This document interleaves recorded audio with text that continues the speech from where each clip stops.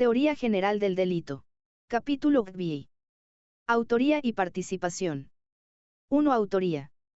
A. Diferencias entre autoría y participación. B. Clases de autoría. 2. Participación. A. Formas de participación. B. Problemas especiales de participación, la participación en los delitos especiales. C. Formas de participación intentada. 3. Problemas de determinación de la autoría en el ámbito de la delincuencia organizada y económica empresarial. A. La imputación de la autoría en el marco de la criminalidad organizada de carácter estatal o paraestatal. B. La imputación de la autoría en el marco de las organizaciones criminales de carácter no estatal, el terrorismo contra el Estado, mafias y otras formas de criminalidad organizada. C. La imputación de la autoría en el marco de organizaciones de carácter empresarial. 4. La autoría en los casos de actuación en nombre de otro. 5. La autoría en los delitos cometidos por procedimientos que faciliten la publicidad. De entre todas las personas que pueden intervenir en la realización de un delito, el art. 27 del Código Penal declara responsables de los delitos y faltas a: primero, los autores. Segundo, los cómplices. Los demás artículos del título 2 del libro I se dedican a explicitar quiénes constituyen las distintas categorías de responsables de los delitos. Y, dentro de cada una de estas categorías, sus diversas peculiaridades. Luego, entre las reglas para la aplicación de las penas, art. 61 ISS, se determina la pena que corresponde a cada una de estas categorías. La pena establecida en los distintos tipos de la parte especial es la que corresponde a los autores de la infracción consumada. A los autores de tentativa de delito se les impondrá la pena inferior en 1 o 2 grados a la señalada por la ley para el delito consumado. A los cómplices de un delito consumado o intentado se les impondrá la pena inferior en grado a la fijada por la ley para los autores del mismo delito. Este diverso tratamiento penal de las distintas personas responsables y las importantes particularidades de cada una de ellas obliga a estudiarlas separadamente, pero dentro de unas categorías dogmáticas básicas, como son los conceptos de autoría y participación, que no coinciden exactamente con las legales. Desde el primer momento conviene dejar establecido con claridad que una cosa es lo que, a efectos de pena, el Código Penal considera autores y otra cosa es lo que desde un punto de vista conceptual puede entenderse como tal. No toda conducta de participación en el delito puede considerarse como autoría del mismo, aunque sí pueda castigarse con la misma pena en los casos en que la participación tenga la misma gravedad, aunque distinta entidad conceptual que la autoría. La complicidad no solo es una forma de intervención en el delito menos grave que la autoría, sino también conceptualmente distinta. La inducción y la cooperación necesaria también son conceptualmente distintas de la autoría aunque puedan tener la misma gravedad. Todas ellas son formas de participación que deben diferenciarse de la verdadera y auténtica autoría. Veamos cómo. 1. Autoría. El Código Penal ofrece en su art. 28 un concepto de autor en los siguientes términos: son autores quienes realizan el hecho por sí solos, conjuntamente o por medio de otro del que se sirven como instrumento. También serán considerados autores: a. Los que inducen directamente a otro u otros a ejecutarlo. b. Los que cooperan a su ejecución con un acto sin el cual no se habría efectuado. Dentro del concepto amplio de autor que ofrece este precepto es importante distinguir las verdaderas formas de autoría de las que solo son conductas de participación asimiladas a ella. En otras palabras, a pesar de que el art. 28 parece dar un concepto unitario de autor, que abarca todas las formas de intervención en el delito que en él se citan, desde el punto de vista dogmático, para comprender incluso las propias relaciones entre las diversas formas de intervención personal en un delito, debe distinguirse entre los que son autores propiamente dichos, los que se mencionan en el párrafo primero, y los que también se consideran autores en el párrafo segundo, pero en realidad no lo son propiamente. Entre las auténticas formas de autoría, además de la más simple, la del autor ejecutivo individual, quien obra por sí mismo, el art. 28 menciona la coautoría, realizar el hecho conjuntamente con otros, y la autoría mediata, realizar el hecho por medio de otro, del que se sirve como instrumento, CFR Infra B. Junto a estas formas de auténtica autoría, el párrafo segundo de este artículo recoge otras formas de intervención en el delito conceptualmente distintas de la autoría y que solo en virtud de tal previsión se asimilan en penalidad a aquella, la inducción y, como veremos más adelante, determinadas formas de cooperación necesaria. En cualquier caso, más allá de la enunciación legal de cuáles sean las genuinas formas de autoría y las que solo a efectos de pena se equiparan a estas, lo importante es determinar las características que definen su concepto y por qué hay que diferenciarlo de otras formas de intervención punible en la realización de un delito. A. Diferencias entre autoría y participación. Desde el punto de vista dogmático, la distinción entre autoría y participación es fundamental y necesaria. La participación en sí misma no es nada, sino un concepto de referencia que supone siempre la existencia de un autor principal en función del cual se tipifica el hecho cometido. Es decir, aunque, por ejemplo, el indacte y el inducido puedan merecer la misma pena, es evidente que la responsabilidad de aquel viene condicionada por los actos realizados por éste y que no hay inducción en sí, sino la inducción al delito realizado por otro, que es el que sirve de base para determinar la responsabilidad del indacte. En una palabra, la participación es accesoria, la autoría, principal. Y ello independientemente de la pena que merezca el partícipe o el autor en el caso concreto. La diferenciación entre la autoría y las formas de participación accesoria responde a los llamados sistemas diferenciadores, frente a los sistemas unitarios, que, renunciando al principio de accesoriedad, afirman la responsabilidad autónoma, como autores, de todos los intervinientes en el hecho punible. Aunque los sistemas unitarios podrían simplificar el tratamiento de la codelincuencia, es preferible, sin embargo, acoger un sistema diferenciador porque se adapta mejor a la regulación vigente y a los principios de legalidad e intervención mínima.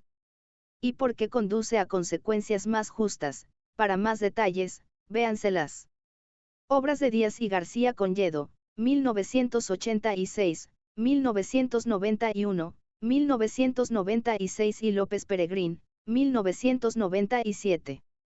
La distinción entre una y otra forma de intervención en el delito tiene que buscarse con un criterio objetivo material. Este criterio objetivo material es el del dominio del hecho. Según este criterio, es autor quien domina finalmente la realización del delito, es decir, quien decide en líneas generales el sí y el cómo de su realización.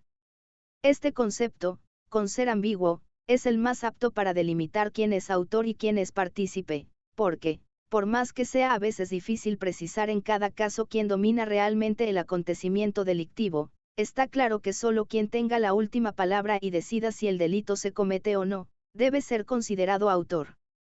Con ayuda de este criterio podemos comprender mejor dos formas específicas de autoría, la autoría mediata y la coautoría. CFR Infra. En algunas formas de delito, imprudentes, comisión por omisión, especiales. El dominio del hecho tiene, sin embargo, que ser completado por otros criterios específicos, como la infracción del deber extrapenal, la posición de garante, etc. En estos supuestos, autor, en sentido estricto, es quien, además de dominar el hecho materialmente, tiene un deber específico de impedir el resultado típico. Por tanto, la infracción del deber, de diligencia, de la posición de garante, no es por sí suficiente para fundamentar la autoría. Así, en los delitos imprudentes se requiere el dominio del hecho como dominio objetivo de la acción imprudente que, de acuerdo con los criterios de la causalidad y la imputación objetiva ya vistos, determina la producción del resultado. No basta, pues, el simple favorecimiento o inducción a esa acción imprudente para fundamentar la autoría por el resultado, servir, por ejemplo, unas copas o animar al conductor a que corra más, salvo que se trate de participación dolosa en un delito de peligro, CFR Art. 379,2, es impune, ya que en el delito imprudente solo cabe la autoría. Para más detalles sobre esta posición, véanse los trabajos de Luzón Peña, 1978, 1984, 1986, 1989. En definitiva, salvo en los casos en que tiene que ser completado con otros criterios, el dominio del hecho viene a precisar con mayor nitidez el concepto de autoría, llevándola más allá de la simple ejecución del hecho a otras formas de realización del mismo, bien juntamente con otros, bien por medio de otros sirviéndose de él como instrumento. B. Clases de autoría. A. Autoría directa individual. Autor directo es el que realiza personalmente el delito, es decir, el que de un modo directo y personal realiza el hecho típico. Esta forma de autoría, también llamada inmediata y expresamente enunciada en el inciso primero del párrafo primero, quienes realizan el hecho por sí solos, es la que sirve como punto de referencia a la descripción que del sujeto activo se hace en cada tipo delictivo de la parte especial, el que matare a otro, el que tomare las cosas muebles ajenas. B. Autoría mediata. A la autoría inmediata o directa se equipara la mediata, es decir, aquella en la que el autor no realiza directa y personalmente el delito, sino sirviéndose de otra persona, generalmente no responsable, que es quien lo realiza. Es evidente que cuando alguien se sirve, como instrumento de realización del delito, de otra persona que, generalmente sin saberlo, lo ejecuta, hay que buscar un criterio que permita castigar al autor real y no a su instrumento. Este criterio no puede ser otro que el del dominio del hecho antes aludido, pues está claro que el autor mediato es quien domina la realización del delito. Ejemplo, el hipnotizador que obliga al hipnotizado a cometer un delito, o el que fuerza a otro con violencia o con engaño a suscribir un documento falso, realizan directamente el delito y dominan su acción. En la autoría mediata, el dominio del hecho se fundamenta en el dominio de la voluntad del que actúa por parte del autor mediato, lo que supone normalmente la ausencia de acción en el instrumento humano del que se sirve. En estos casos no se puede hablar de participación, porque la persona, instrumento de la que se sirve el autor mediato, ni siquiera actúa típicamente. Ello ocurre, por ejemplo, en el caso en que un sujeto, autor mediato, empuja a otro, instrumento, para que caiga sobre un tercero y lo lesione. Pero no solo en el caso de ausencia de acción relevante en el instrumento. Puede hablarse de autoría mediata. También cabe autoría mediata en los casos en los que el instrumento no actúa típicamente porque falta en él una especial cualificación o un elemento subjetivo que exija el tipo delictivo. Así, por ejemplo, es autor mediato de hurto el granjero que ordena a su empleado que meta en la partida de ganado algunas cabezas del ganado del vecino, sin saber el empleado que es ganado ajeno. También cuando el instrumento actúa justificadamente puede darse autoría mediata. Así, por ejemplo, quienes use a un perro o induce a un enfermo mental a atacar a otra persona, responde de daños o de homicidio en autoría mediata si la persona atacada mata al perro o al enfermo mental, obsérvese que el instrumento es quien se defiende, no el perro o el enfermo mental. Del mismo modo hay autoría mediata cuando alguien aprovecha o provoca el error de tipo o de prohibición del instrumento. Así, por ejemplo, el cazador que grita a otro que dispare a la pieza, sabiendo que es una persona, o quien provoca en un timorato un estado de legítima defensa putativa, que le hace disparar contra una persona. A todos estos supuestos se refiere el inciso tercero del párrafo primero. Del art. 28 cuando incluye entre los auténticos autores a quienes realizan el hecho por medio de otro del que se sirven como instrumento. En cualquier caso, los límites de dicha instrumentalización, y, por tanto, de la autoría mediata, habrá que marcarlos allí donde no pueda afirmarse que el autor material haya perdido el dominio del hecho. Por eso no siempre habrá autoría mediata cuando un sujeto se vale de un inimputable para cometer un delito, pues en algunos casos el que hace esto no tiene el dominio del hecho. Así, por ejemplo, quien induce a un depresivo a suicidarse deja, en última instancia, a la decisión de éste que se consume o no el suicidio. Generalmente en estos casos hay inducción, que es una forma de participación, pero no de autoría, lo que tiene importantes consecuencias prácticas. CFR Infra y Art. 143,1, que castiga la inducción al suicidio. Siempre que efectivamente se trate del suicidio de alguien que libre y autónomamente decide suicidarse, pero que no abarca los casos en los que el indacte es realmente autor mediato de un asesinato porque domine la voluntad del que aparentemente se suicida. Sobre casos límites véanse Muñoz Conde, 1987, pp. 331 y ss. Hernández Plasencia, 1996. p. 255, Bolea Bardón, 2000, pp. 311 ss. C. Coautoría. Es la realización conjunta de un delito por varias personas que colaboran consciente y voluntariamente.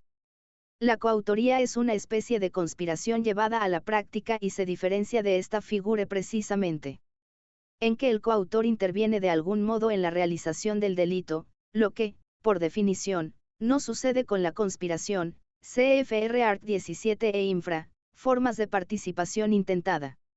Dentro de la coautoría puede diferenciarse entre coautoría ejecutiva y coautoría no ejecutiva. En la coautoría ejecutiva cabe distinguir, a su vez, la coautoría ejecutiva directa, en la que todos los autores realizan todos los actos ejecutivos, y la coautoría ejecutiva parcial, en la que se produce un reparto de las tareas ejecutivas. Así, por ejemplo, en la violación tan autor es el que realiza directamente el acceso carnal, como el que encañona o inmoviliza al sujeto pasivo durante el acceso. Igual que en el robo con intimidación tan autor es el que toma el dinero, como el que mientras tanto está apuntando con su arma a la víctima. Porque en ambos casos, al tipo del delito en cuestión, violación, robo, pertenece no solo la realización de la acción principal, acceso carnal, tomar el dinero, sino también el empleo de violencia o intimidación. CFR Art 178, 179, 237 y 242,1. Además de las formas de coautoría ejecutiva es posible apreciar también la coautoría en los casos en que se produce un reparto de papeles entre los diversos intervinientes en la realización de un delito, de tal modo que alguno o algunos de los coautores ni siquiera están presentes en el momento de su ejecución.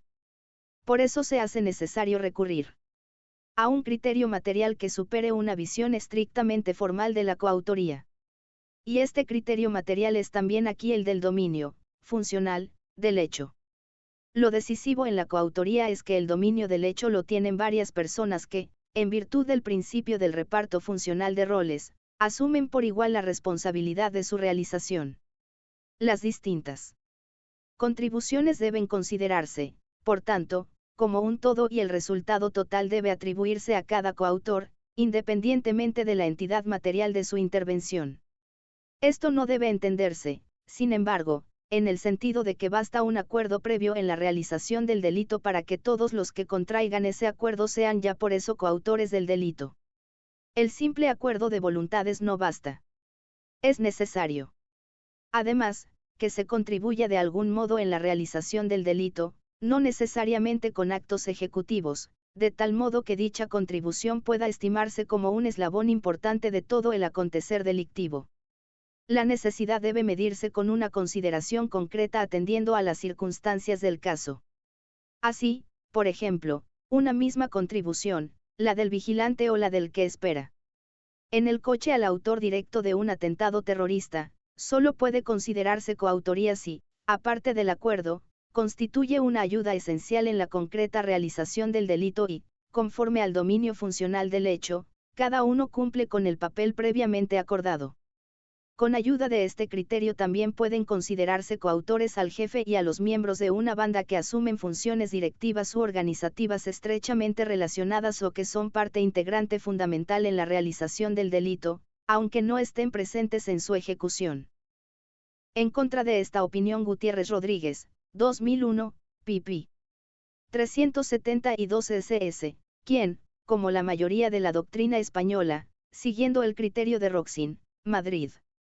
1998, p. 328, exige que el coautor intervenga en la fase de ejecución del delito. De acuerdo con esta solución individual, que también defiende Alcácer Guirao, Madrid 2001, pp.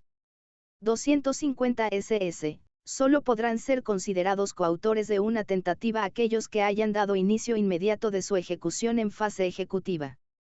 sobre la necesidad de superar esta concepción objetivo formal en el ámbito de la criminalidad organizada, CFR Infra.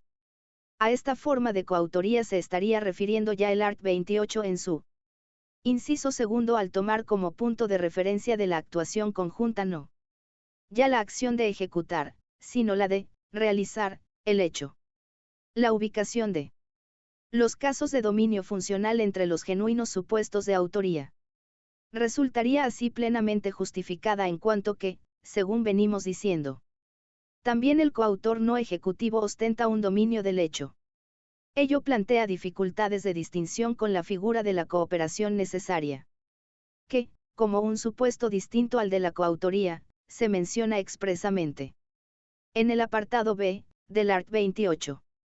Desde luego, desde un punto de vista estricto del concepto de dominio del hecho, el que coopera a la ejecución de un acto, sin el cual no se habría efectuado, se podría considerar también autor en sentido objetivo material. Pero, como hemos visto, el concepto de dominio funcional del hecho exige algo más. Por lo pronto, un acuerdo común sobre la realización delictiva que, desde luego, no se da cuando alguien participa coyuntural o accidentalmente con un acto necesario, vender, por ejemplo, una pistola a alguien que solo o con otros la va a utilizar en la realización de un delito, entregar, a cambio de dinero, planos de un edificio donde los que pagan quieren cometer un atraco. Luego, un efectivo control o dominio funcional que relaciona entre sí a los distintos coautores y no a otros cooperadores, necesarios o no, que no pertenecen al grupo ni tienen relación directa con los coautores. En todo caso, para la distinción es irrelevante en qué fase intervenga el cooperador necesario. Una persona que en un momento determinado alcanza una pistola a un atracador puede ser cooperador necesario, pero no necesariamente coautor, mientras que el jefe de la banda o el miembro de la misma que espera con el motor en marcha para, conforme al plan previsto, asegurar la huida, pueden ser coautores. En realidad, la figura del cooperador necesario, como una forma de intervención en el delito distinta a la coautoría, ha sido mantenida por el legislador de 1995, aparte de por razones históricas propias de nuestra codificación, como un tipo de recogida, que permita castigar con la pena del coautor lo que no siempre se puede considerar dogmáticamente como tal. Sería un escándalo que las dudas y vacilaciones que surgen a la hora de diferenciar autor y cómplice, obligaran a castigar solo con la pena atenuada de lo que, a todas luces, como en el caso del indacte, merece ser castigado con la pena del autor, aunque no sea autor. CFR Muñoz Conde, 1998, pp. 158 y ss. Cada coautor responde del hecho, siempre que éste permanezca en el ámbito de la decisión común acordada previamente. Cualquier tipo de exceso de uno de los coautores repercutirá en la forma de imputación subjetiva del resultado que se haya cometido por exceso. Así, unos pueden responder a título de dolo y otros a título de imprudencia o no responder en absoluto del exceso. Puesto que en la coautoría todos son autores del hecho, puede suceder que cada uno responda de un título delictivo diferente. Así ocurre también, por ejemplo, en los delitos especiales impropios, en los que el coautor cualificado, funcionario público, responde por el delito especial, malversación, y el coautor no cualificado, particular, por el delito común, hurto. Otra cosa sucede cuando no hay coautores sino que solo hay un autor y los demás intervinientes son solo partícipes. CFR Infraparticipación en los delitos especiales. Distinta de la coautoría es la autoría accesoria, en la que varias personas, independientemente unas de otras, producen el resultado típico, generalmente, de un delito imprudente. Un parentesco más estrecho con la coautoría tiene la llamada participación necesaria impropia, que se da en aquellos delitos que solo pueden cometerse con la participación de varias personas. Así, por ejemplo, sucede con los delitos de convergencia o encuentro, como la rebelión, art. 472, y la sedición, art. 544. Sin embargo, el nombre de participación necesaria se utiliza más propiamente para aquellos casos en los que uno de los involucrados en la realización del delito no es sancionado porque precisamente el delito está creado para protegerlo. Así sucede con el sujeto pasivo, la víctima, en los abusos sexuales con menores o en la estafa, CFR Carrasco Andrino, 2002. Los casos de autoría alternativa, A se aposta al otro lado de la calle para disparar contra C, en caso de que B falle, pueden considerarse como coautoría si se dan los presupuestos de la misma. 2. Participación. Es la cooperación dolosa en un delito doloso ajeno. De esta definición se desprende que la participación es un concepto de referencia, ya que supone la existencia de un hecho ajeno, el del autor o coautores, a cuya realización el partícipe contribuye. De aquí se deduce también que la participación no es un concepto autónomo, sino dependiente del concepto de autor, y que solo en base a este puede enjuiciarse la conducta del partícipe. Es decir, el delito por el que pueden ser enjuiciados los distintos intervinientes en su realización es el mismo para todos, unidad del título de imputación, pero la responsabilidad del partícipe viene subordinada al hecho cometido por el autor, accesoriedad de la participación. Si no existe un hecho por lo menos típico y antijurídico, cometido por alguien como autor, no puede hablarse de participación. Accesoriedad limitada, ya que no hay por qué castigar a alguien que se limita a participar en un hecho penalmente irrelevante o lícito para su autor. Algún sector doctrinal considera, sin embargo, que la accesoriedad de la participación no requiere necesariamente la unidad del título de imputación también para el partícipe. Así, por ejemplo, Peñaranda Ramos, 1991. La cuestión tiene trascendencia para resolver el problema de la participación en los delitos especiales impropios, CFR Infra. También cuando un sujeto se sirva del comportamiento atípico o lícito de alguien para cometer un delito se le podrá castigar, pero no como partícipe, sino como autor mediato, ya que en estos casos es él quien domina la realización del hecho y el que actúa atípica o lícitamente es un mero instrumento en sus manos. Así, por ejemplo, es autor mediato el que denuncia falsamente a alguien como autor de un homicidio, lo que hace que éste sea detenido por la policía, que cree en la veracidad de la denuncia, CFR supraautoría mediata. No es preciso, sin embargo, que el autor sea culpable, ya que la culpabilidad es una cuestión personal que puede ser distinta para cada interviniente en el delito, e incluso faltar en alguno de ellos. Así, el autor puede ser menor de 14 años o una persona con trastorno mental sin que ello afecte para nada a la responsabilidad del partícipe, que, por ejemplo, le ha inducido a cometer el delito. La participación por imprudencia. La participación solo es punible en su forma dolosa, es decir, el partícipe debe conocer y querer su participación en la realización del hecho típico y antijurídico de otra persona, que es el autor. Esto no quiere decir que una participación imprudente en un hecho delictivo, doloso o imprudente, ajeno no pueda ser a su vez constitutiva de autoría de un delito imprudente. Como decíamos antes, en los delitos imprudentes la autoría se fundamenta tanto por la infracción del deber de cuidado, como por el dominio objetivo de la acción imprudente que se realiza. Si se dan ambos requisitos habrá autoría, pero no si falta uno de ellos. El simple favorecimiento o inducción para que otro realice la acción imprudente, animar a conducir a velocidad excesiva, no fundamenta la autoría del resultado que se produzca.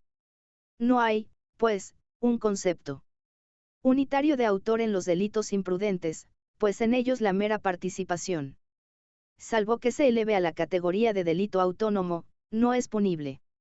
Sin embargo, si hay más que simple favorecimiento y el sujeto asume deberes de diligencia y la dirección de la acción, por ejemplo, el guardacoches da instrucciones al conductor para aparcar, responderá del resultado que se produzca por su propia imprudencia como autor del mismo, independientemente de la responsabilidad que incumbe a la otra persona.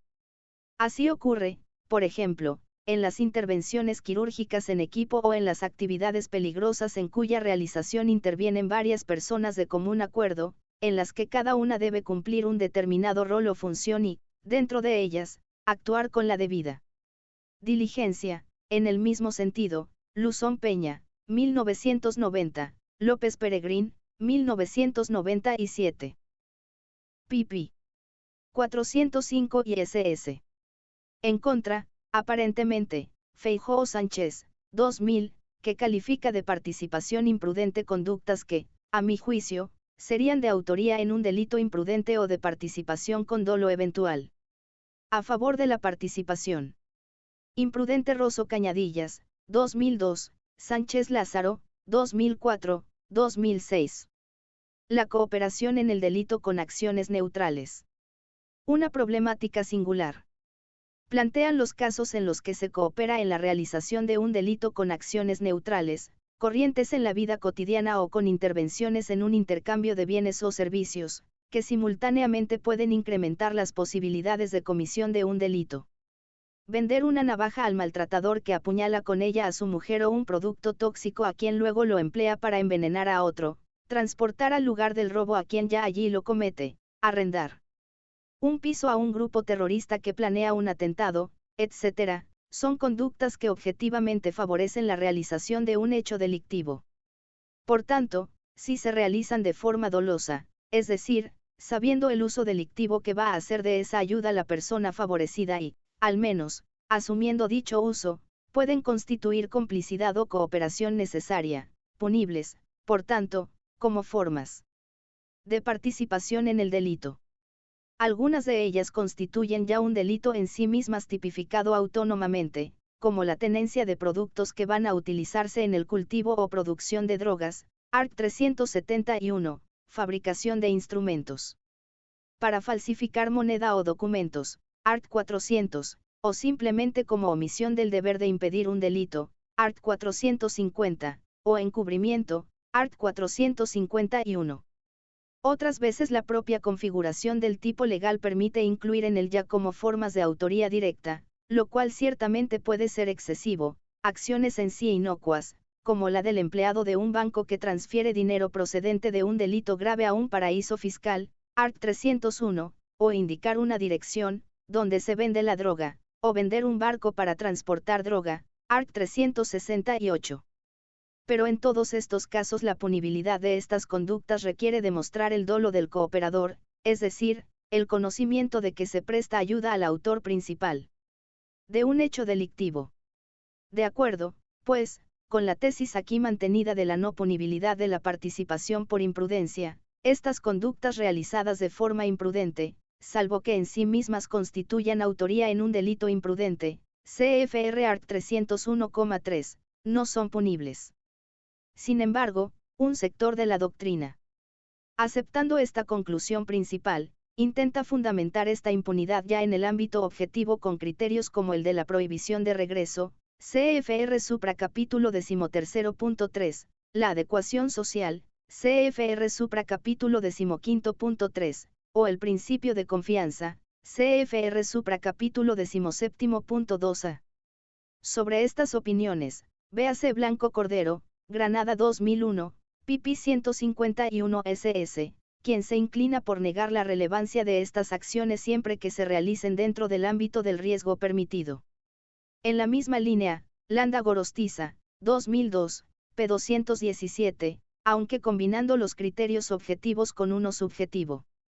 Ciertamente, hay casos difíciles de resolver, porque se encuentran en los límites entre el dolo, eventual, y la imprudencia, pero ello no excluye, sino que confirma que la ausencia de dolo en el partícipe determina su exclusión del ámbito de la responsabilidad penal, CFR también los trabajos de Rueda Martín, 2002 y ambos, 2001, que llegan a conclusiones parecidas a las que aquí se mantienen.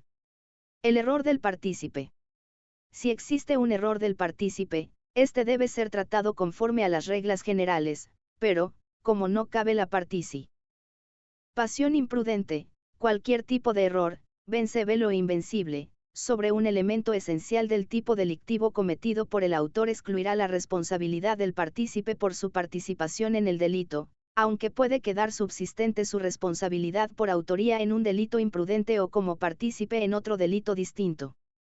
Así, quien entrega un arma de fuego a un menor de 14 años para que juegue o asuste a otras personas no responderá como partícipe de homicidio si el niño mata a alguien, pero sí puede hacérsele responder como autor de un homicidio por imprudencia, en la medida en que su actuación supone una infracción del deber de cuidado y puede ser conectada causalmente con el resultado que domina objetivamente.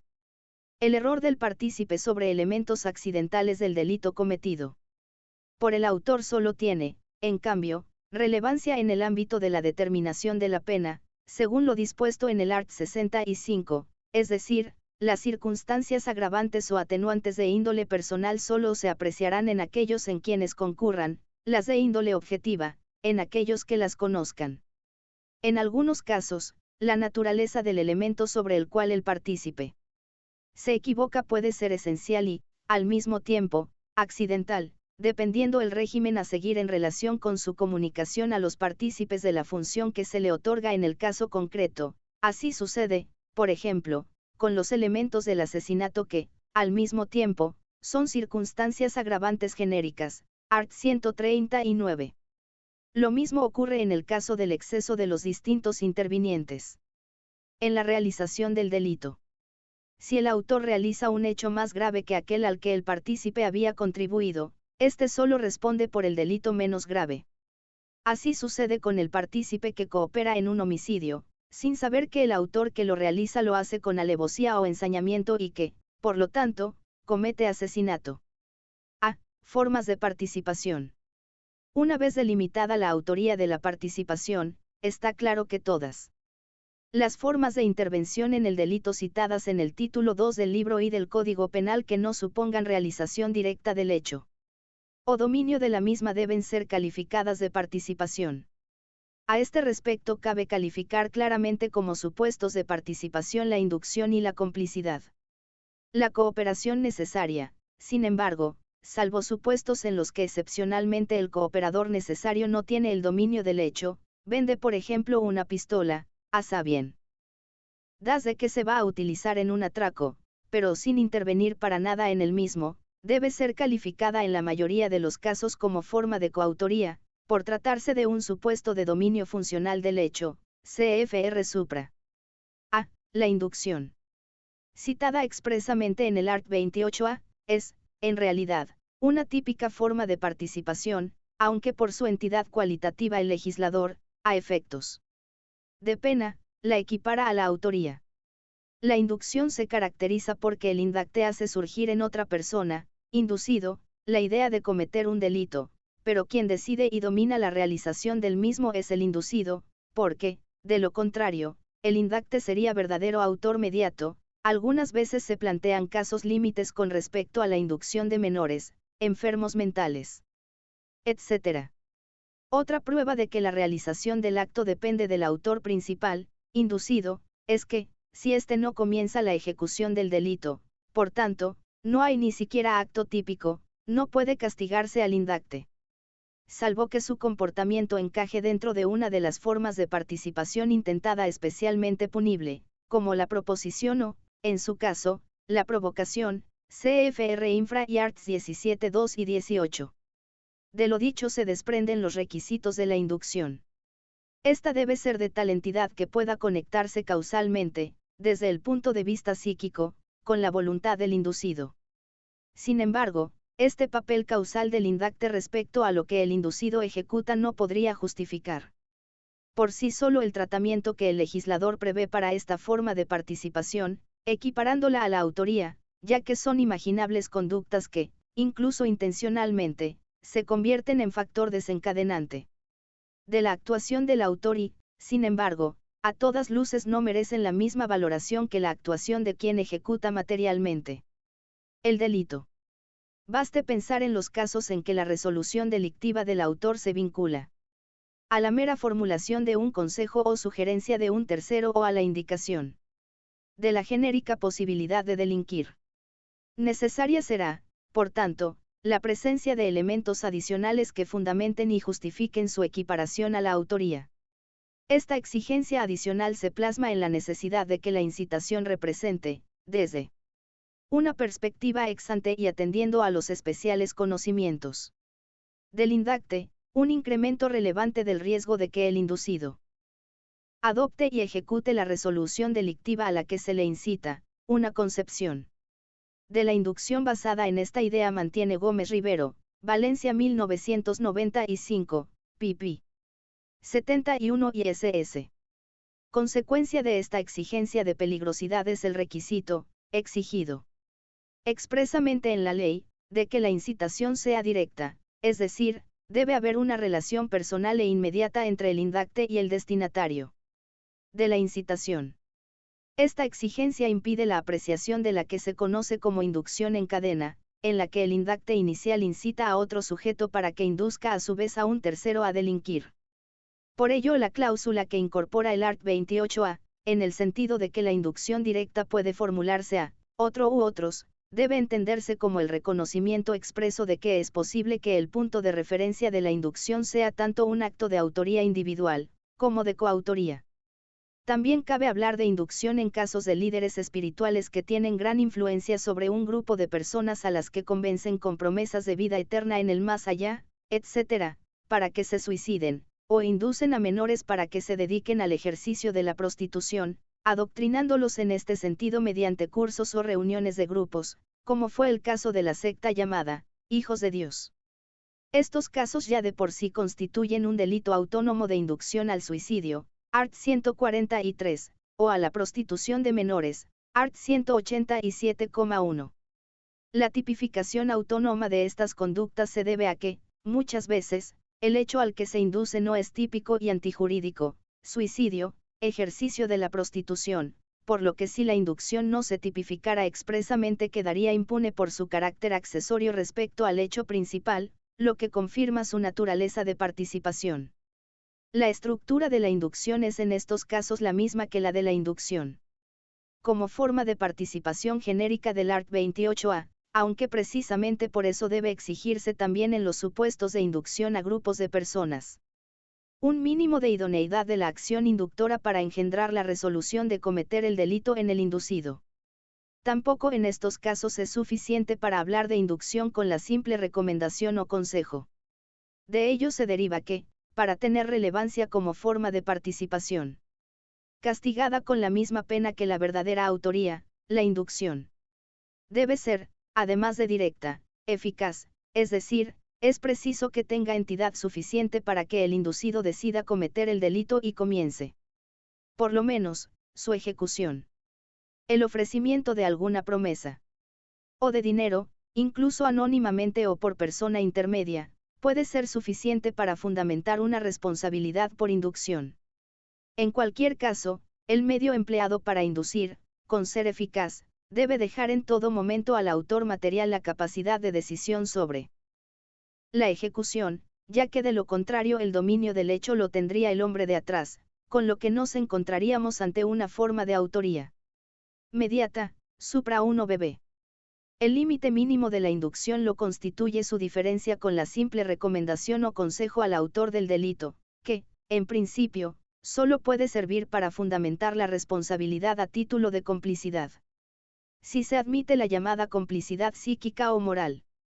Como supuestos de complicidad habrán de tratarse también los casos en que el inducido estaba ya resuelto, antes de la inducción, a cometer el delito, en la medida en que la aprobación o el reforzamiento de la idea originaria de cometer el delito en el autor suponga una contribución digna de ser castigada.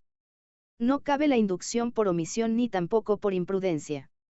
Problemática específica plantea la figura del agente provocador, el policía encubierto que induce a alguien para cometer un delito y luego lo detiene en el momento de ejecutarlo. Su tratamiento pasa por delimitar la dualidad de momentos que se interrelacionan en su conducta. El primero lo representa la creación de un peligro de cara a la lesión del bien jurídico al formular una incitación que incrementa el riesgo de que el destinatario adopte y ejecute la resolución delictiva. El segundo, su intervención posterior dirigida a la efectiva evitación de la lesión del bien jurídico.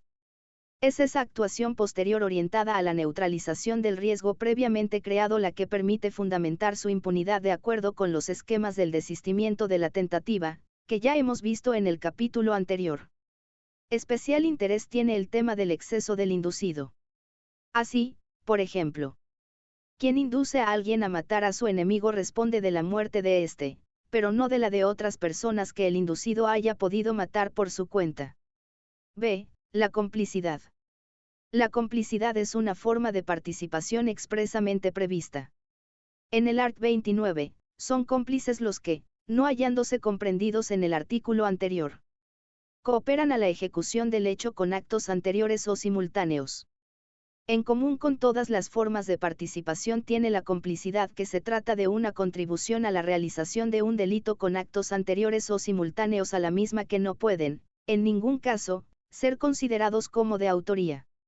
Lo que la distingue de las demás formas de participación es su menor entidad material, de tal forma que la calificación de complicidad hace que la cooperación se castigue automáticamente con la pena inferior en un grado a la prevista para los autores del delito, CFR Art. 63. De la forma en que está redactado el art. 29 se deduce la caracterización negativa de la complicidad, en el sentido de que es cómplice aquel cuya contribución al delito no pueda calificarse ni de autoría, ni de inducción, ni de cooperación necesaria. Pero ello no significa que cualquier acto de favorecimiento o facilitación de la comisión de un delito sea merecedor de la pena prevista para la complicidad. La conducta habrá de tener alguna eficacia causal, aunque sea mínima, en el comportamiento del autor y reunir, además, una cierta peligrosidad. Para determinar estas circunstancias serán de utilidad los mismos criterios de causalidad e imputación objetiva utilizados en los capítulos 13 y 17, para más detalles CFR López Peregrín, 1997, pp. 225 y ss. En este sentido, la conducta del cómplice ha de ser peligrosa, de manera que, desde una perspectiva ex ante, represente un incremento relevante de las posibilidades de éxito del autor y, con ello, de las de puesta en peligro o lesión de un bien jurídico. Ello ocurrirá cuando, en el momento previo a la acción del cómplice, sea previsible que, con su aportación, la comisión del delito sea más rápida, más segura o más fácil, o el resultado lesivo más intenso que sin ella. Pero la mera peligrosidad de la acción no basta para apreciar complicidad. Pues será preciso, además, que el riesgo de favorecer la comisión del delito por el autor se traduzca en una efectiva cooperación, no necesaria, a la realización del mismo. Así, una conducta, para ser considerada complicidad, debe ser de tal manera causal, que realmente haya acelerado, asegurado o facilitado la ejecución del hecho o intensificado el resultado del delito en la forma en que era previsible.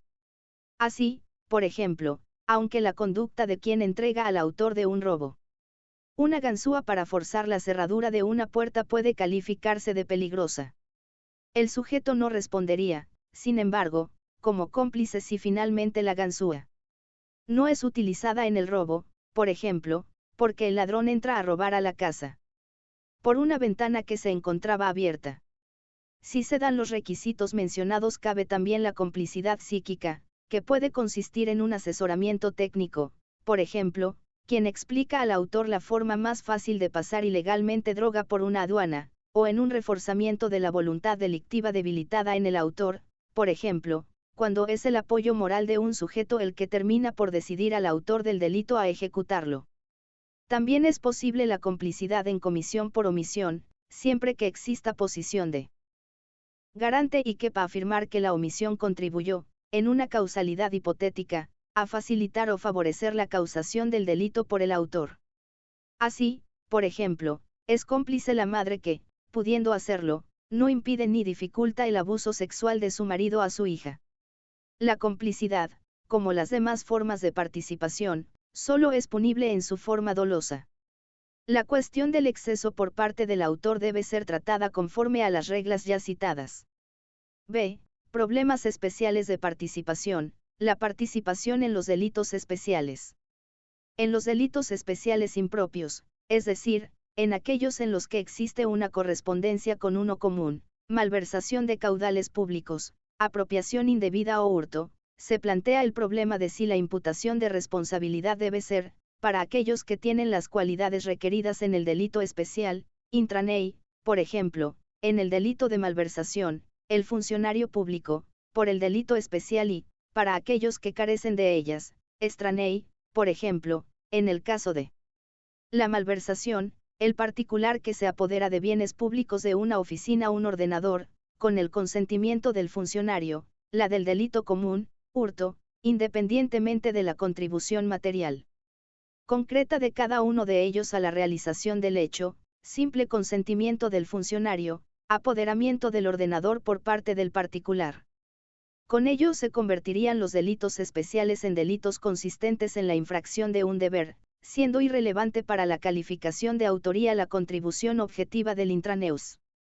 Sin embargo, no hay ninguna razón para no aplicar aquí las reglas generales de la participación. Si el autor es el intraneus, el delito cometido será el especial, malversación, y, en virtud del principio de unidad del título de imputación, el particular responde como partícipe en el delito especial, aunque no tenga las cualidades exigidas en el mismo.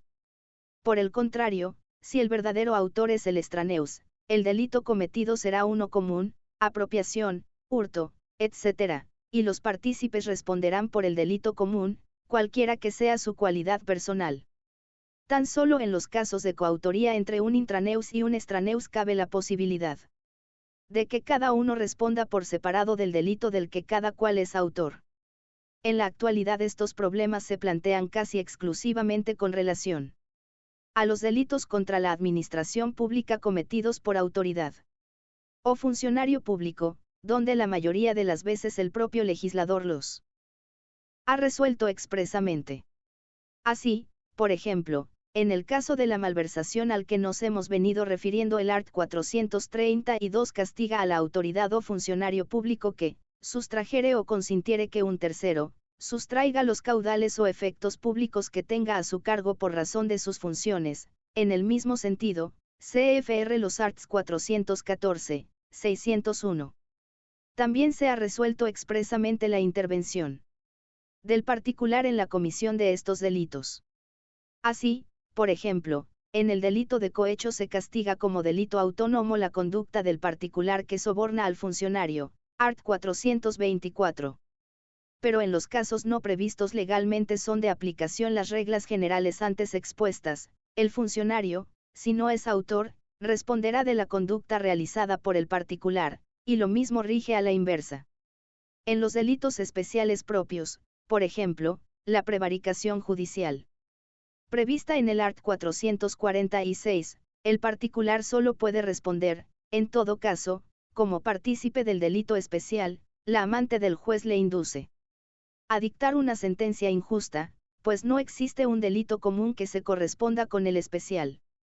Sin embargo, tras la reforma por lo 15/2003, de 25 de noviembre, el art. 65,3 cp, siguiendo una línea jurisprudencial ya previamente establecida, autoriza a los tribunales para imponer en estos casos al indacte o al cooperador necesario la pena inferior en grado, véanse Robles Planas, 2007, pp. 141 y ss. Landrove Díaz, 2006. En cualquier caso, las particularidades de muchos de estos tipos delictivos desafían todo intento de resolver estos problemas con ayuda de teorías generales elaboradas de espaldas a la regulación de los delitos en la parte especial. Sobre estos problemas en relación con los delitos especiales en el ámbito patrimonial o económico, véanse Muñoz Conde, Barcelona 1999, pp. 178 y ss, y Granada 1999, pp. 849 y ss, García Cabero, 1999, pp. 161 y ss, Núñez Castaño, 2000. C. Formas de participación intentada. Los arts. 17 y 18 contemplan unas formas de tipicidades autónomas para castigar, en algunos tipos delictivos graves, en los casos especialmente previstos en la ley, CFR Arts. 141, 151, 477, etc., formas de participación intentada como son la conspiración, proposición y provocación para delinquir. El art. 17 define la conspiración y la proposición del siguiente modo. 1. La conspiración existe cuando dos o más personas se conciertan para la ejecución de un delito y resuelven ejecutarlo. 2. La proposición existe cuando el que ha resuelto cometer un delito invita a otra u otras personas a ejecutarlo. Por su parte, el art. 18.1 define la provocación de la siguiente manera. La provocación existe cuando directamente se incita por medio de la imprenta, la radiodifusión o cualquier otro medio de eficacia semejante, que facilite la publicidad, o ante una concurrencia de personas, a la perpetración de un delito. Es apología, a los efectos de este código, la exposición, ante una concurrencia de personas o por cualquier medio de difusión, de ideas o doctrinas que ensalcen el crimen o enaltezcan a su autor. La apología solo será delictiva como forma de provocación y si por su naturaleza y circunstancias constituye una incitación directa a cometer un delito. En los casos en que su punibilidad está expresamente prevista, la conspiración, proposición y provocación se castigan con la pena inferior en 1 o 2 grados a la señalada para el correspondiente delito. Dada la naturaleza de participación intentada de estas figuras, se rigen también por el principio de accesoriedad limitada, en este caso hipotética, ya que no es necesario que se llegue a la realización del hecho proyectado. Esto quiere decir que, por lo menos, el hecho proyectado debe constituir el tipo de injusto de un delito, aunque falte la culpabilidad en quien o quienes vayan a realizarlo. Aunque el código no se refiere a la posibilidad de aplicar la impunidad por desistimiento voluntario a estas figuras, ello será posible por analogía in bonam partem con lo dispuesto para la tentativa en el art. 16.2 y 3, siempre que se den los requisitos de la voluntariedad y la eficacia. En estos casos es suficiente con que el sujeto, conspirador, proponente o provocador, que desiste, haga todo lo posible por impedir las consecuencias de su comportamiento. CFR Supra capítulo 26. Si el delito al que se conspiró o que se propuso o provocó llega a ejecutarse, se consume o no, la responsabilidad de los conspiradores, proponentes o provocadores queda subsumida en las correspondientes formas generales de autoría o participación en el delito. Si una vez pasados a la fase ejecutiva alguno de los intervinientes desiste voluntaria y eficazmente, no responde ni por autoría o participación, ni por la conspiración, proposición o provocación, salvo que la conducta sea constitutiva por sí de otro delito consumado. Sin embargo, los que no desisten, bien porque permanecen en su intento, bien porque una vez terminada la conspiración, proposición o provocación no intervienen en la fase ejecutiva, no se benefician de la impunidad del desistimiento de los demás, ya que el desistimiento es una causa personal de exclusión de la pena. CFR Supra capítulo 26. 3 problemas de determinación de la autoría en el ámbito de la delincuencia organizada y económica empresarial. La diferenciación conceptual entre las diversas formas de autoría y entre esta y las diversas formas de participación en el delito se hace más difícil de realizar, e incluso a veces puede quedar gravemente comprometida. Cuando el delito es cometido, no ya por varias personas cada una con distinto grado de intervención o responsabilidad en su realización, sino por esas mismas personas integradas en grupos u organizaciones en cuyo seno se ha diseñado por otros miembros un plan conjunto, o decidido la realización de esas acciones. En estos casos, y al margen de castigar a los miembros del grupo por su pertenencia al mismo o por ejercer en él funciones directivas, cuando éste ya de por sí constituye una asociación criminal, arts. 515, 570 bis, se plantea el problema de cómo hacer responsables de los delitos concretos cometidos a quienes no intervienen directamente en la ejecución, que llevan a cabo otros, sino que simplemente los diseñan, los planifican o asumen el control o dirección de su realización. Esta es la cuestión que casi siempre se plantea a la hora de decidir la responsabilidad por los hechos concretos realizados por miembros de organizaciones criminales tales como las dedicadas al terrorismo, el narcotráfico o el blanqueo de capitales. Pero también se presentan problemas similares cuando se trata de grandes delitos económicos y fraudes financieros realizados en el ámbito de grandes empresas, que si bien en algunos casos pueden ser ya de por sí organizaciones criminales, no operan, como estas, desde un principio fuera de la ley o realizando actividades generalmente constitutivas de delitos. A. La imputación de la autoría en el marco de la criminalidad organizada de carácter estatal o paraestatal. Para resolver este problema, y en relación concretamente con los crímenes contra la humanidad y genocidios cometidos por los miembros Altos cargos y funcionarios del aparato de poder del gobierno nacionalsocialista alemán en el periodo de 1933 a 1945, Klaus Roxin desarrolló en 1963 una sugestiva teoría, conforme a la cual podía fundamentarse una autoría mediata de quienes, sin haber intervenido directamente en la ejecución de tan horribles hechos, dominaban su realización sirviéndose de todo un aparato de poder de organización estatal que funcionaba como una máquina perfecta, desde la cúpula donde se daban las órdenes criminales, hasta los meros ejecutores materiales de las mismas, pasando por las personas intermedias que organizaban y controlaban el cumplimiento de estas órdenes. Tres son los elementos que, según Roxin, autoría y dominio del hecho en derecho penal, Madrid 1998, pp 268 ss, deben darse para fundamentar una autoría mediata de esta clase, el dominio de la organización por parte de los autores mediatos, la fungibilidad o sustituibilidad de los ejecutores y que se trate de aparatos de poder que actúen como un todo al margen del derecho. Contra esta tesis se han formulado algunas objeciones que aducen sobre todo que la figura de la autoría mediata no es aplicable cuando el ejecutor material es plenamente responsable de lo que hace, sino solo cuando éste es inimputable o ni siquiera actúa típica o antijurídicamente. Es decir, cuando es un simple instrumento no responsable en manos del hombre de atrás que es realmente el autor, mediato, de lo que el instrumento realiza sin responsabilidad alguna o con una responsabilidad por lo menos disminuida.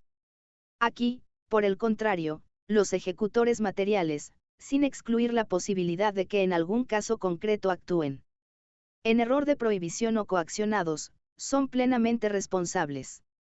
E incluso cometen los hechos de forma absolutamente voluntaria, mostrando además muchas veces un alto grado de adhesión a la causa, entusiasmo o fanatismo, igual o mayor que el de los superiores que les daban las órdenes. No obstante, en el ámbito de la criminalidad estatal o paraestatal, la autoría mediata de los dirigentes de las organizaciones es la mejor forma de imputar la responsabilidad principal que corresponde a los mismos. Así sucede, por ejemplo, con el golpe de Estado, generalmente encuadrable en el delito de rebelión, CFR Arts 472 ISS. Normalmente, este delito se da en el marco de un aparato de poder estatal tan marcadamente jerárquico como es la institución militar. También aquí hay, además de una estructura jerárquica que facilita el manejo del aparato de poder de los que están en la cúspide del mismo, una fungibilidad de los meros ejecutores, y una actuación de los mismos al margen de la legalidad o de los cauces previstos legalmente para conseguir los cambios políticos deseados. El delito de rebelión va normalmente precedido de una serie de actos, reuniones, contactos previos, negociaciones, etc., difícilmente encuadrables como tales y sin más aditamento de elementos materiales en las diversas formas de autoría. Pero ello no excluye que una vez que el delito específico llega a materializarse sea necesario determinar la responsabilidad de los verdaderos jefes y, por tanto, autores o coautores bien en sentido estricto, aunque no intervengan directamente en el alzamiento violento y público, que, según el art. 472, constituye la acción típica nuclear de la rebelión. Recurrir para ello a las figuras de la inducción o la cooperación necesaria, por más que también permitan la aplicación de la pena de la autoría estricta, no solo es una incorrección dogmática y una mala interpretación de la regulación legal de esta materia, que con razón prevé incluso una penalidad más grave para los que denomina jefes principales, art. 473,1, sino una deformación de la verdad histórica y de la fenomenología peculiar de estos delitos. B. La imputación de la autoría en el marco de las organizaciones criminales de carácter no estatal, el terrorismo contra el Estado, mafias y otras formas de criminalidad organizada. Ya desde la primera formulación de su tesis, Roxin manifestaba que la misma podía ser también aplicable a los delitos que se cometen, en el ámbito de los movimientos clandestinos, organizaciones secretas, bandas criminales y agrupaciones semejantes. Desde luego se puede decir que algunos grupos terroristas funcionan como un verdadero ejército, que también en ellos existen sus hombres de atrás, y que los que ejecutan Sus decisiones son meros instrumentos anónimos intercambiables y sustituibles por otros. También la mafia, con sus leyes de la omerta. O los yakuses japoneses, con sus códigos secretos, constituyen grupos muy jerarquizados y con características parecidas al más disciplinado ejército o servicio secreto estatal. Pero las semejanzas no van mucho más lejos. Por lo pronto, su carácter marginal y claramente ilegal hace que sus miembros tengan entre sí una relación personal mucho más estrecha que la que se da entre los miembros de los aparatos de poder estatales. Es verdad que las decisiones se toman por unos pocos, en la cúpula, pero también son unos pocos los que pueden llevarlas a cabo y generalmente estos pocos están en relación directa y personal con los que dan las órdenes o planifican los hechos y en cuya ejecución directa no intervienen. Incluso sus formas de vida marginal en auténticos guetos, viviendas compartidas, etc., dificultan que fuera del círculo reducido de los que pertenecen al grupo haya muchas personas más dispuestas a realizar el delito y a sustituir al que en principio estaba destinado a realizarlo. Para estos casos, la figura de la coautoría se adapta mejor que otras categorías de autoría y participación a algunas formas de realización del delito en las que el cerebro o principal responsable no está presente en la ejecución, pero sí en inmediata conexión con ella, controlándola y decidiendo su realización.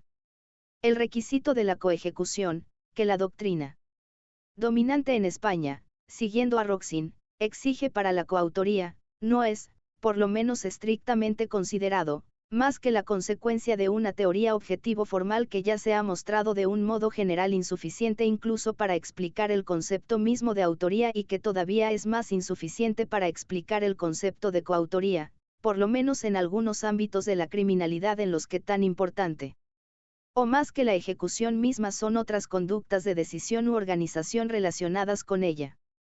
Por las razones anteriormente dichas. Dentro de la coautoría no solo cabe una coautoría ejecutiva, total o parcial, sino también otras formas de realización conjunta del delito en las que alguno o algunos de los coautores, a veces los más importantes, no están presentes en su ejecución. En estos casos, el fundamento de la coautoría es el llamado dominio funcional del hecho. Lo importante no es ya solamente la intervención en la ejecución del delito, sino el control o dominio del hecho que un individuo tenga de la realización del mismo, aunque no intervenga en su ejecución estrictamente considerada. Solo así pueden calificarse también como coautores de un delito, por ejemplo, no solo el jefe y dirigentes de una banda que asumen funciones de decisión, dirección u organización estrechamente relacionadas con la realización del delito, sino también a los miembros de la misma que, sin intervenir en la ejecución, realizan durante la misma tareas de apoyo, vigilancia o transporte. Similares problemas suelen plantearse con frecuencia en los atentados terroristas, en los que, en base a la tesis aquí defendida del dominio funcional del hecho, intervenciones personales que no se dan exactamente en la fase ejecutiva del delito, bien sea de los miembros del comando, bien de los de la cúpula, de la organización que ordenan el atentado, pueden y deben calificarse, sin embargo, con una valoración global y más ajustada a la realidad de las mismas, como coautoría y no, en base a una consideración individual, como meras formas de participación. C. La imputación de la autoría en el marco de organizaciones de carácter empresarial. En el ámbito de estas organizaciones, como por ejemplo cualquier sociedad empresarial de cierta importancia, las actividades se realizan a través de un complejo organigrama, basado en la división de funciones en el plano horizontal y en la relación jerárquica en el plano vertical. Es, por ello, evidente que no puede situarse el centro de gravedad de la responsabilidad por autoría solo o principalmente en el último eslabón de la cadena, es decir, en la fase ejecutiva, dejando en la periferia o incluso en la impunidad conductas no ejecutivas, pero tan importantes o más que las propiamente ejecutivas. En este ámbito los centros de decisión son normalmente más importantes que los centros de ejecución. El problema dogmático consiste en hallar el criterio material que permita atribuir a los que deciden la ejecución de un hecho delictivo la cualidad de autor, autor mediato o coautor, aunque no intervengan en su ejecución. Para ello no solo se debe tener en cuenta la estructura y modo de funcionamiento de las organizaciones en cuyo seno se cometan los delitos, sino también la propia naturaleza del delito en cuestión. Los casos de los que se tienen que ocupar los tribunales en esta materia son muy complejos, normalmente se realizan a través de varios actos. De forma a veces masiva, durante un lapso de tiempo más o menos largo y en diferentes lugares, por varias personas, cada una cumpliendo una función previamente establecida, dentro de una organización, formando parte de una política o estrategia común previamente establecida por quienes tienen el control de la organización. Esto hace que la delimitación y la imputación de la autoría presente también algunas particularidades en este ámbito. Así, por ejemplo, no es fácilmente aplicable aquí la tesis de la autoría mediata sirviéndose de un aparato de poder, o, por lo menos, hay que hacer en ella algunas correcciones. El requisito que plantea mayores problemas para ser aplicado en el ámbito empresarial es el de la fungibilidad de los meros ejecutores. En estos ámbitos, a menudo el ejecutor de las acciones concretas que realizan el tipo de un delito no es un anónimo ejecutor intercambiable arbitrariamente, sino una persona que posee conocimientos especiales sin los que no sería posible la realización de esos hechos y que, por eso mismo, es difícilmente sustituible, piénsese, por ejemplo, en un cualificado especialista en contabilidad o en cuestiones fiscales. O en un buen conocedor del funcionamiento del mercado bursátil o de las transferencias o creación de fondos en paraísos fiscales. Pero posea o no estos conocimientos técnicos especiales, la mayoría de las veces no es más que un instrumento que actúa sin intención, limitándose a realizar la conducta, siguiendo las instrucciones que se le dan, sin que ello le suponga directamente ningún provecho personal, ni conciencia de participación en una operación delictiva. En cualquier caso, existe aquí una coautoría de los que en la cúspide de la empresa deciden, organizan o planifican la ejecución de uno o varios delitos, renunciando para ello una vez más al concepto de coautoría como coejecución, que es todavía más discutible en el ámbito de la delincuencia empresarial. También puede decirse, en la medida en que los que ejecuten las acciones delictivas concretas sean meros instrumentos irresponsables, los llamados ejecutivos, que existe una coautoría mediata, combinando el criterio de coautoría aquí mantenido con el de autoría mediata en sentido estricto, es decir, utilizando un instrumento no responsable, y no uno responsable pero en el ámbito de un aparato de poder, pues ya hemos dicho que la organización empresarial no es equiparable al aparato de poder de una organización criminal, y mucho menos a una organización criminal de carácter estatal o paraestatal. El estudio en profundidad de estas cuestiones pertenece ya al ámbito más específico del derecho penal económico, donde debe ser estudiado con más detenimiento. Para más detalles véanse Muñoz Conde, RP 2002, García Cabero, 1999, Núñez Castaño, 2000, Silva Sánchez, en varios 2001, y Chuneman, 2002. 4. La autoría en los casos de actuación en nombre de otro. Dice el art. 31. El que actúe como administrador de hecho o de derecho de una persona jurídica, o en nombre o representación legal o voluntaria de otro, responderá personalmente, aunque no concurran en él las condiciones, cualidades o relaciones que la correspondiente figura de delito o falta requiera para poder ser sujeto activo del mismo, si tales circunstancias se dan en la entidad o persona en cuyo nombre o representación obre. Esta previsión legal se dirige a impedir la impunidad en los delitos especiales cuando la cualidad requerida en el tipo, deudor, obligado a pagar impuestos, no se da en la persona que actúa, administrador de hecho o de derecho de la persona jurídica o alguien que obre en nombre o representación de otro, sino en la persona física o jurídica en cuyo nombre o representación obra. En estos casos cabe atribuirles la cualidad exigida en el tipo, lo que, unido a la concurrencia de dominio del hecho, permitirá imputarles el delito especial cometido a título de autor. Para más detalles véanse las obras de Gracia Martín, 1985 y 1986, para una visión panorámica de la situación en el anterior y en el Código Penal de 1995, Muñoz Conde, Barcelona 1999, pp. 92 y ss. So. La responsabilidad penal de la persona jurídica misma, véase infra, capítulo B. 5. La autoría en los delitos cometidos por procedimientos que faciliten la publicidad.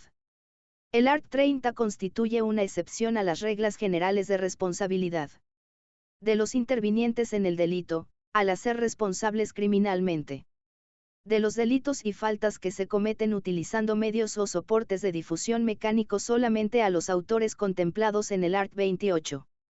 La exclusión de los cómplices del ámbito de la responsabilidad criminal no tiene aquí otro sentido que el de evitar una excesiva limitación de la libertad de expresión en la prensa y otros medios de difusión.